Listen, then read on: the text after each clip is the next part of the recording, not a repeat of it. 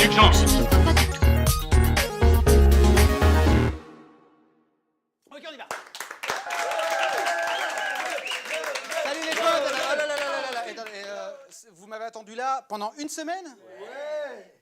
Putain, mais ça sent le fennec ici, mais ça... Eh, vous allez me payer un loyer, les mecs, hein, c'est sûr. Hein. Ok, je vais vous apprendre le terme mumblecore. Je vais vous parler d'un anarchiste qui a perdu ses couilles, plus 2 films de SF comme vous n'en avez jamais vu. Vous êtes contents? Ouais. Vous restez? Ouais. Vous restez alors?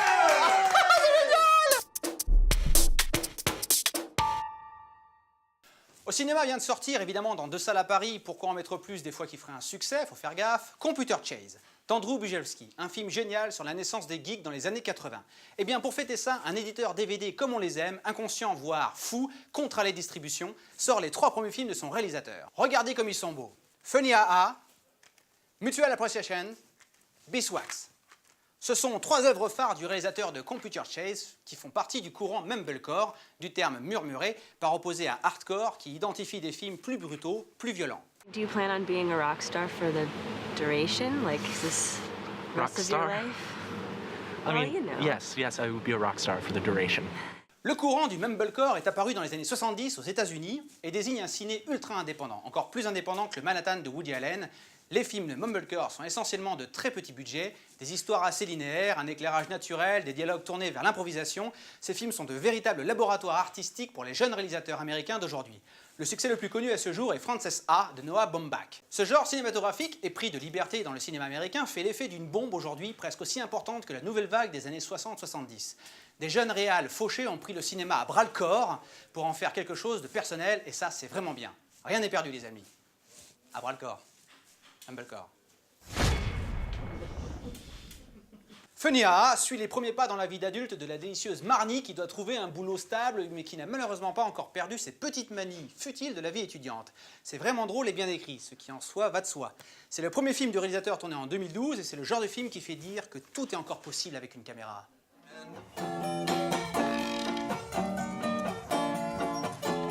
There's your girlfriend right up there she is. True.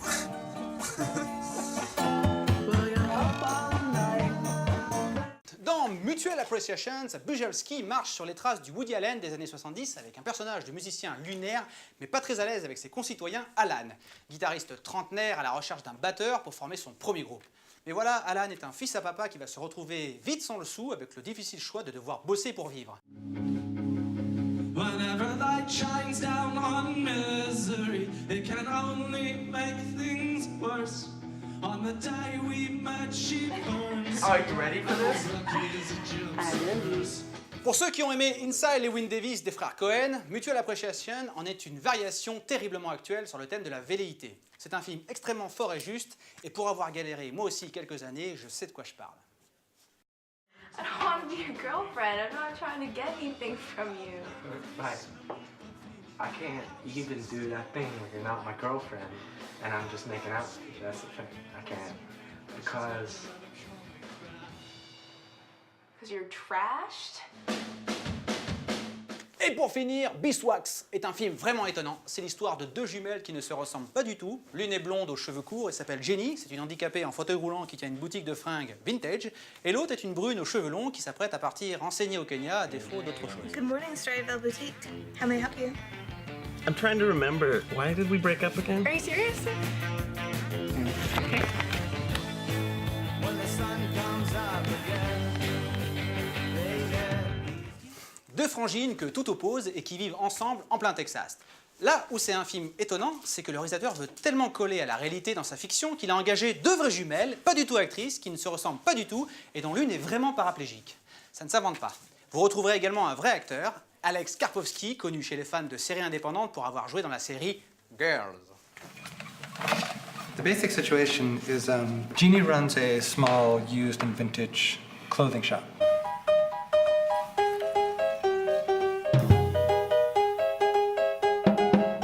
I just love small businesses and I love working in them. Good, good. It's never going to be like a huge profit generator, but her partner in the business is considering getting out. Voilà, 3 3 films différents, 3 films riches d'un point de vue original et bienveillant sur les trentenaires new-yorkais et surtout sur une envie folle de cinéma sur le vif. Maintenant, tout de suite, je tourne, mettez-vous là, on tourne vite. Toi, là, tu fais l'acteur, toi aussi. Toi, t'es noir, et bien tu feras un noir dans une cave avec plein d'autres mecs qui écoutent un mec comme moi. C'est génial! Je vais vous parler d'un anarchiste qui se fait appeler Chacal, un dessinateur satirique qui vomit la société dans laquelle il vit et méprise un monde où l'idolâtrie aveugle des masses pour les artistes en tout genre engendre l'enrichissement des élites. Alors, dans un élan révolutionnaire, Chacal fomente l'assassinat d'une star de cinéma, Clara Stewart. Mais au moment de passer à l'acte, Chacal succombe au charme de sa victime et voit toutes ses convictions partir en éclats. S'ensuit une relation amoureuse extrêmement ambiguë entre le bourreau et la dame du monde. Moderne comme histoire, non ? En pleine période d'émissions de TV crochet, comme The Voice et autres nouvelles stars, eh bien je vous parle d'un film qui s'appelle Le Bonheur, de Marcel L'Herbier, et il est de 1934.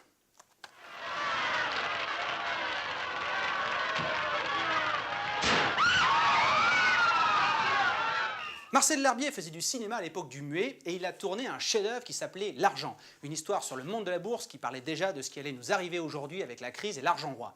Eh bien, au temps du parlant, il récidive avec ce monument du cinéma français complètement introuvable depuis la VHS, Le Bonheur.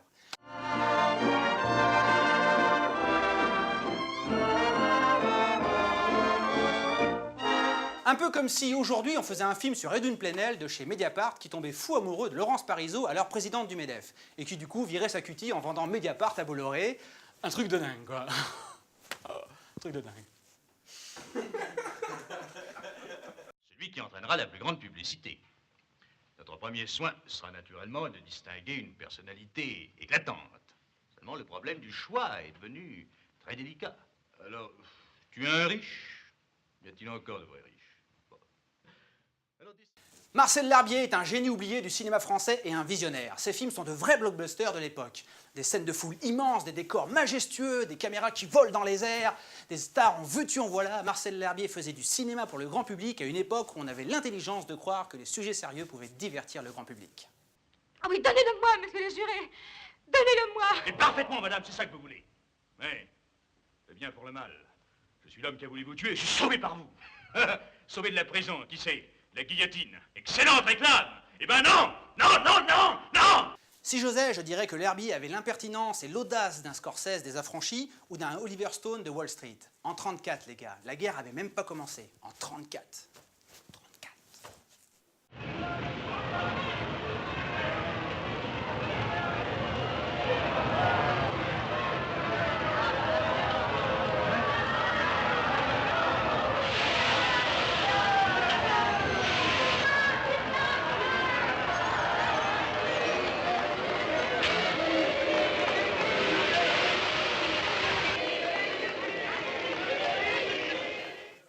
Alors tout ça est magnifiquement restauré par les studios Pathé en 2013. Évidemment, le Blu-ray est magnifique et en plus, il n'est pas cher. Ça fera un très beau cadeau pour la fête des mères ou des pères et un très beau film à découvrir pour toute la jeune génération qui pense que le cinéma français a commencé avec Louis de Funès. C'est pas parce que vous ne connaissez pas que ça n'existe pas.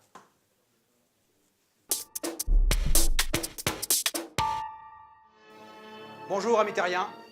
N'ayez pas peur, je suis venu en paix pour divulguer un message d'alerte à votre planète.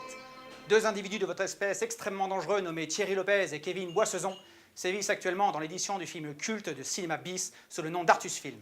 Ils ont eu l'audace de lancer une nouvelle collection intitulée L'âge d'or de la science-fiction.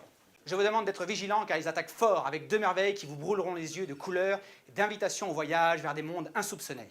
La planète des hommes perdus et la planète des tempêtes. Dans les années 60, la course à l'espace entre les Russes et les Américains faisait rage. Pour résumer, en pleine période de guerre froide, cette compétition entre les 2 pays révélait leur rivalité culturelle, technologique et idéologique. Mais le concours de celui qui aura la plus grosse entre les 2 pays se passait aussi dans les salles obscures. Et on peut dire que les Russes n'ont pas démérité.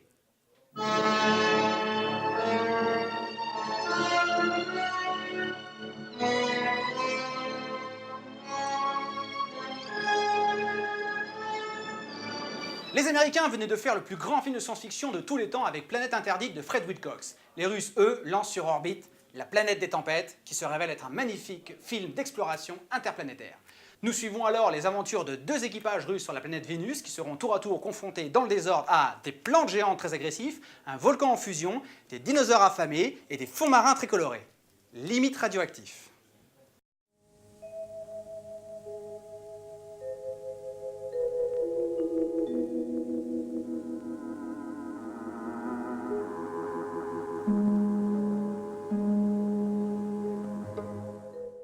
Ils sont aidés dans leurs aventures par un robot domestique appelé John, ersatz de Robbie le robot, grande vedette de Planète Interdite, qui lui par contre s'avéra peu utile, voire un peu hostile à l'égard de l'équipage. Et c'est là que l'écart se creuse avec le cinéma américain de l'époque, car tout dans cette bobine pleine de poésie renvoie à l'idéologie communiste de son pays.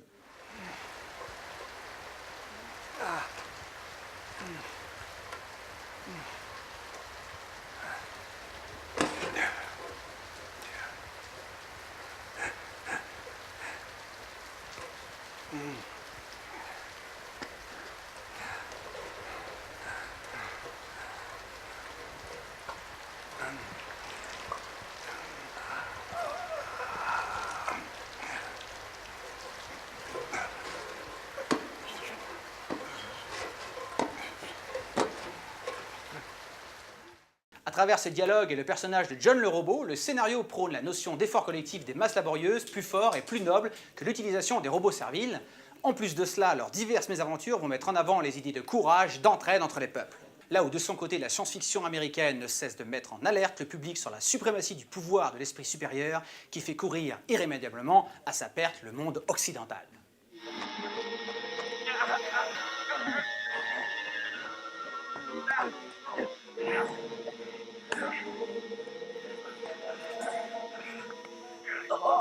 Vite! Mon oxygène! Les Italiens, eux, n'ont que faire de la philosophie politique et sociale de leur époque. Avec La planète des hommes perdus, Antonio Margheriti veut de l'action, encore de l'action, toujours de l'action. Ouais!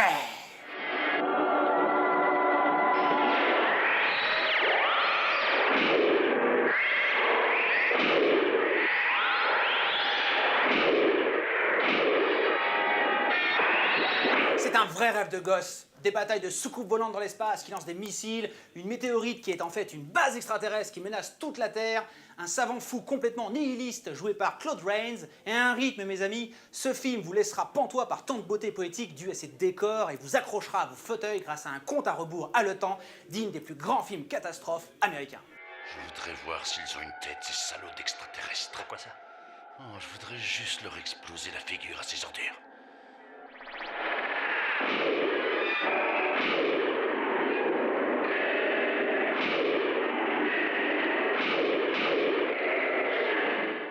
Dans ce film où tout le monde s'engueule, les personnages essaient même le spiritisme pour éloigner la météorite de sa trajectoire terrestre. N'importe quoi. Et tout cela avec un sérieux incroyable et des acteurs qui y croient dur comme fer. C'est un peu le mix d'Armageddon et de Mars Attack, vous voyez. Vous décollerez pas de votre siège, c'est moi qui vous le dis. Bob, regarde! Le satellite externe est sorti de son orbite. De combien de degrés? De 6 degrés avec le périmètre entre 58 et 60 000. Max Ira, ici base 3. Vous voyez l'astéroïde? Il semble être sorti de son orbite. Il se dirige sur vous. Vous risquez d'entrer en collision. Oh mon Dieu, c'est trop tard. Petit bémol, malgré cela, mais c'est un détail qui prête plus à rire qu'autre chose, la combinaison spatiale de l'équipage qui leur donne l'allure d'une armée de stabiloboss en vadrouille sur la Lune. Alors, j'arrive pas très bien à comprendre l'intérêt de la manœuvre, peut-être pour se repérer dans l'obscurité intersidérale. Il y a un champ de force magnétique de force epsilon. Ou alors ils étaient tous adaptés à la tête de chaque comédien, histoire de pas trop se tromper au moment d'enfiler les costumes. Tiens Jean-Luc, là je crois que t'as mon casque là. Non, mais tu me feras pas le coup à chaque fois, c'est le mien, c'est à ma taille. D'ailleurs c'est la couleur préférée de ma femme. Alors s'il te plaît, t'es gentil.